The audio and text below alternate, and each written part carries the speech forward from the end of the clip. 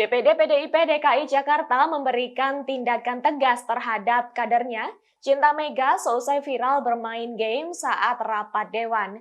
Buntut dari aksi tersebut, akhirnya Cinta Mega dipecat dari anggota DPRD DKI Jakarta.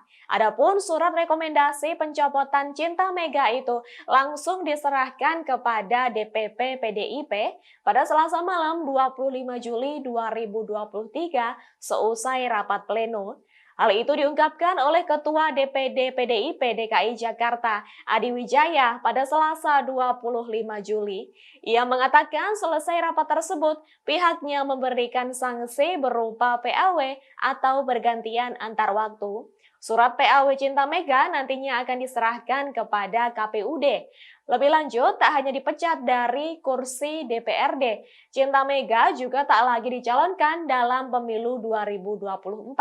Karena hal itu, pihak PDIP pun menyinggung bahwa partainya telah bertindak tegas.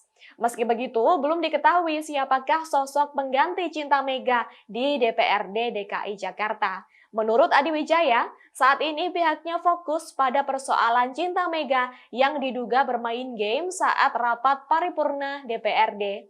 Sebagai informasi, karena kini DPD partai telah merekomendasikan untuk melakukan PAW Cinta Mega, maka rencana pemeriksaan terhadap tablet yang digunakan untuk main game tersebut dinyatakan selesai.